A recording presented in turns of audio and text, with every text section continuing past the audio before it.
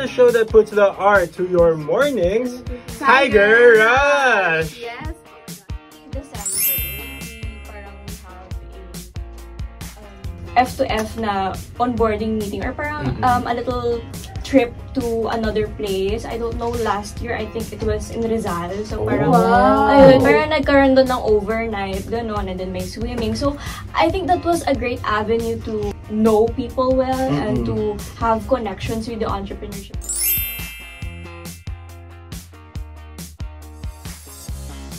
Alam naman natin na hindi naman tayo mag-isa sa mission natin sa sa pag-spread ng advocacy into climate change. Parang hindi naman natin kailangan i-carry yung energy na yun alone.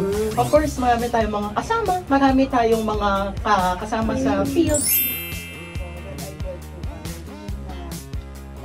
I think it's the people that you're with, na you're associated with, na parang mag-help sa'yo in staying in this kind of path. So, syempre, of course, yung interest talaga na, even kasi I think sometimes on my end, meron akong times na ano bang ginagawa ko dito, gano'n. Pero, may days na makikita mo rin yung fire mo kung bakit ka nandun.